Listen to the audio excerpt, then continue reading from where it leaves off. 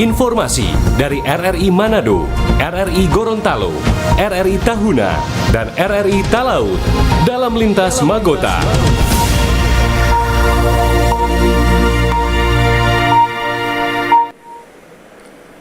Pukul 17 waktu Indonesia Tengah, Radio Republik Indonesia dengan Lintas Magota, Manado, Gorontalo, Tahuna, dan Talaut.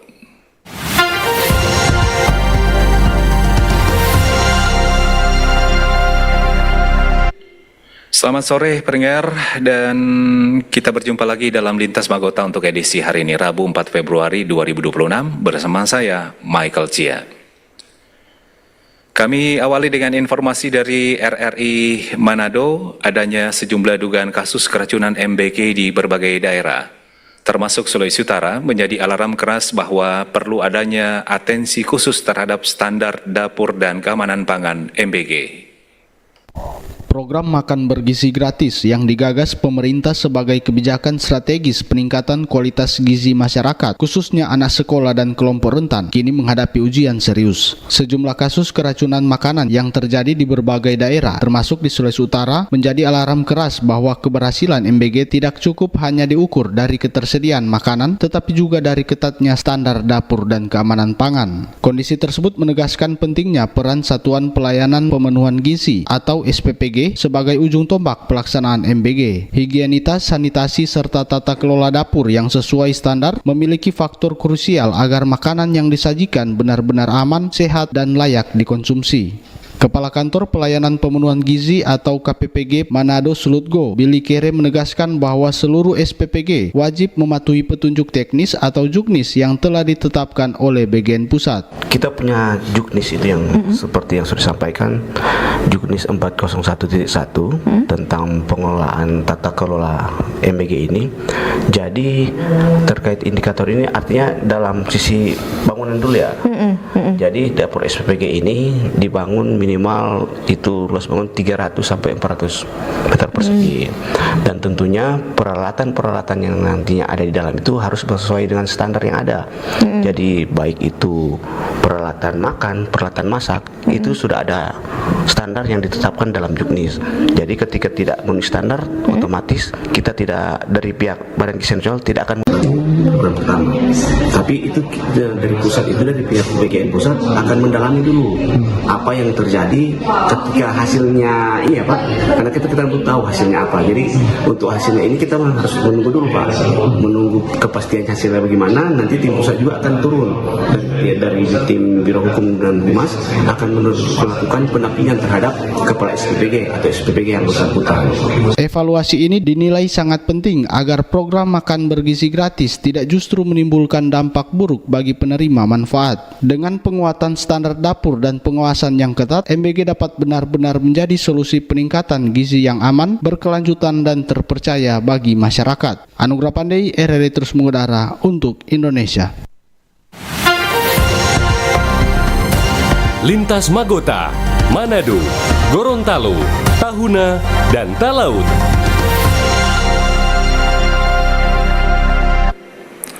Dan selanjutnya kita akan dengarkan informasi dari RRI Gorontalo pendengar. Stok bahan pangan di Bulog Gorontalo mampu memenuhi kebutuhan masyarakat selama bulan Ramadan. Bulog Gorontalo memastikan ketersediaan dan stabilitas harga bahan pangan selama bulan Ramadan tidak menuai kendala. Bahkan stok yang ada saat ini mampu memenuhi hingga 6 bulan ke depan. Kepala Bulog Gorontalo, Laode Sulaiman, hari ini menyatakan stok pangan seperti beras, minyak goreng, dan gula pasir saat ini dalam kondisi mencukupi memenuhi kebutuhan masyarakat di wilayah Provinsi Gorontalo. Selain menjaga stok, Bulog Gorontalo juga menyiapkan skema operasi pasar jika diperlukan. Langkah ini dilakukan untuk mengantisipasi kenaikan harga menjelang bulan Ramadan dan Idul Fitri.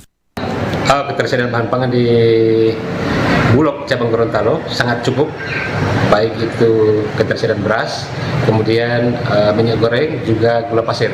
Itu sangat cukup untuk kami gunakan stabilisasi harga menjelang Ramadan dan Idul Fitri. Harga Untuk beras, pemerintah itu menugaskan kepada kami untuk melakukan stabilisasi harga menggunakan beras SPHP dengan harga eceran tertinggi 12.500, kemudian minyak goreng harga eceran tertinggi 15.700 dan gula pasir. Operasi pasar kami kerjasama dengan Dinas Pangan juga dengan TNI Polri dalam rangka memperluas wilayah jangkauan untuk pelaksanaan gerakan pangan. Laude Sulaiman mengungkapkan stok beras yang ada di gudang Bulog kurang lebih 2.000 ton, minyak goreng 2.000 liter, dan gula pasir kurang lebih 30 ton. Meski demikian, Bulog Gorontalo secara rutin melakukan monitoring terhadap harga di tingkat pasar dan memperkuat koordinasi dengan pemerintah daerah dan instansi terkait. Masyarakat diimbau tidak perlu khawatir dan tidak melakukan aksi borong karena hal ini akan memicu terjadinya kenaikan harga pangan. Laude menginginkan selama bulan Ramadan masyarakat Gorontalo nyaman dalam menjalani ibadah puasa tanpa terbebani dengan kebutuhan dan harga bahan pangan. Dari Gorontalo, Bobi Riawan melaporkan. Lintas Magota, Manado, Gorontalo, Tahuna, dan Talaut.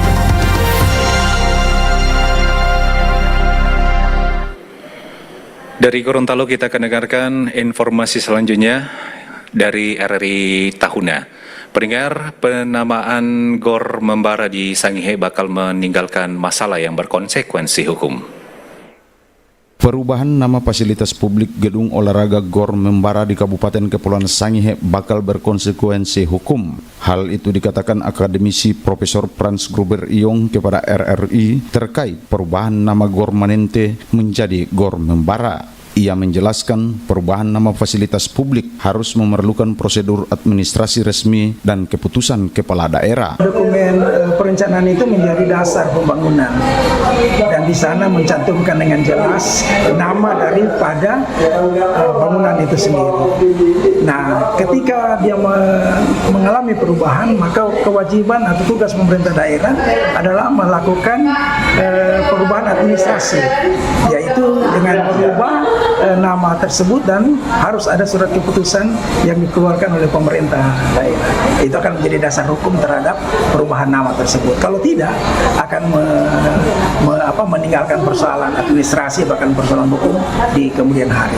Anggota DPRD Sangihe Max Pangimangen ketika dimintai tanggapan menyatakan penamaan fasilitas publik merupakan kewenangan pemerintah daerah. Meski demikian, perubahan nama GOR dimaksud akan dikoordinasikan dengan pihak eksekutif guna penyesuaian terhadap tata administrasi. Terkait dengan yang disampaikan oleh Prof. Iyong tadi bahwa akan berdampak kepada penyesuaian dan tata administrasi, dan itu benar, dan nanti akan dikomunikasikan Pak Asisten 2 representatif perwakilan eksekutif di bawah jajarannya Bupati, pasti beliau akan memonitor dan akan kami cek terus sampai sejauh mana penyesuaiannya untuk tidak berdampak terkait tata administrasi. Sebenarnya cuma persoalan administrasi aja. Menyikapi hal itu, Asisten 1 Setda Sangihe Johannes Pilat menegaskan bahwa tidak ada konsekuensi hukum dalam perubahan nama GOR di Kelurahan Manente. Apalagi dalam prosesnya tidak ada penghilangan maupun masalah lain yang melawan hukum. Sebaliknya, jika ada penyesuaian administrasi, maka akan ditindaklanjuti. Itu sebenarnya nihil,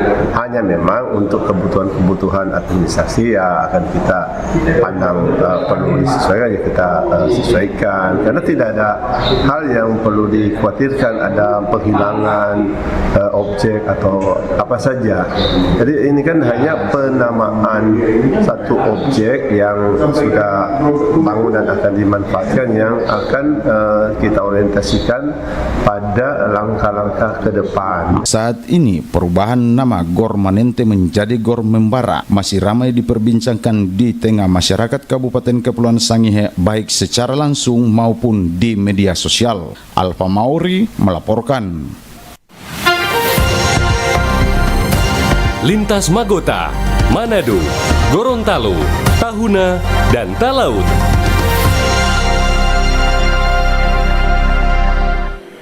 Dan mengakhiri Lintas Magota sore hari ini, kita akan dengarkan informasi dari RRI Talaut. Pendengar, guna mencegah pelanggaran anggota, Seksi Propam Polres Talaut menggelar Gaktiplin. Guna meminimalisir pelanggaran dan memperkuat kedisiplinan anggota. Seksi Propam Polres Kepulauan Talaut melaksanakan kegiatan penegakan ketertiban dan disiplin Gaktiplin Rabu 4 Januari 2026 pagi. Penegakan ketertiban ini merupakan program rutin yang berfungsi sebagai instrumen kontrol bagi seluruh personel, baik dalam menjalankan tugas pokok sebagai anggota Polri maupun dalam berinteraksi di tengah masyarakat.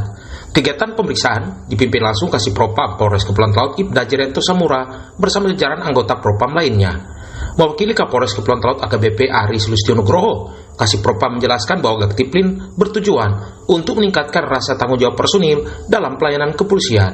Selain itu, langkah preventif ini dilakukan untuk mencegah pelanggaran yang dapat menciderai citra Polri di mata publik, khususnya di wilayah hukum Polres Kepulauan Talaut. Dari Propam Polres Kepulauan Talaut telah melaksanakan kegiatan Gaktiplin dengan tujuan untuk melakukan pemeriksaan baik sikap penampang personil dan identitas diri untuk meningkatkan pelaksanaan tugas ke depan.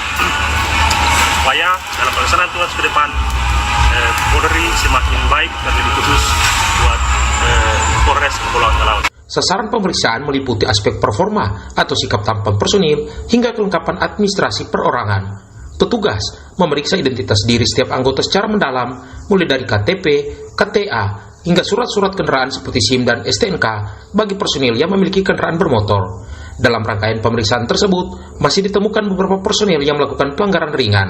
Sebagai konsekuensi atas ketidaktertiban tersebut, personil yang bersangkutan langsung diberikan punishment tindakan fisik berupa push up di tempat. Selain sanksi fisik, identitas beserta jenis pelanggaran mereka dicatat secara resmi untuk dievaluasi agar para personil segera melengkapi kekurangan dan memperbaiki kedisiplinan di masa mendatang. Dari Kabupaten Kepulauan Talaut Sulawesi Utara, Robert Tamaroba, Pro 3 RRI terus mengudara untuk Indonesia.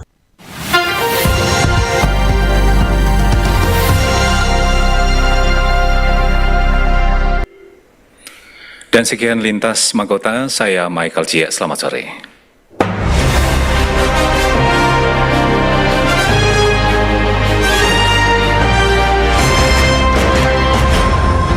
Demikian informasi dari RRI Manado, RRI Gorontalo, RRI Tahuna, dan RRI Talaut dalam Lintas Mahkota.